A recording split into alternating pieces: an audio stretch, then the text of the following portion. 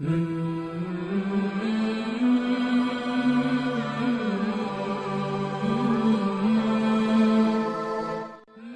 na 79.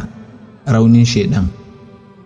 A wani ƙauye ne rikici ya ɓarke a dalilin wani jaki da yake ɗaure.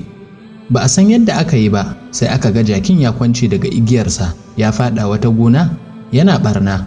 Da matar mai gonan ta shigo ta gani, a fusace sai ta riƙa dukan jakin.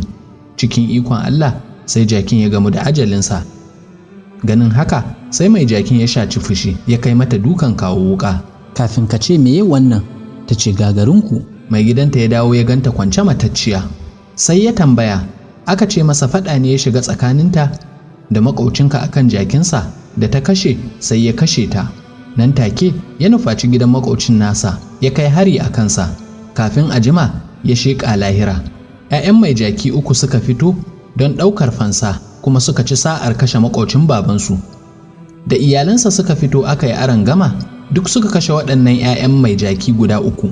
Kafin kwana 3 rikici ya yi ƙamari a garin, an rasa rayuka sama da mutane 100. Mala'ika ya tambayi Sheɗan, wane irin rikici ne ka haddasa a tsakanin waɗannan mutane? Sheɗan ya ce, babu abin da na yi, kawai dai na kwance jaki daga igiyarsa. Darussa.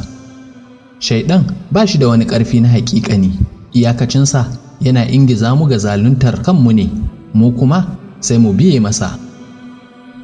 Fushi babban hatsari ne da barazana ga zamar lafiyar jama'a.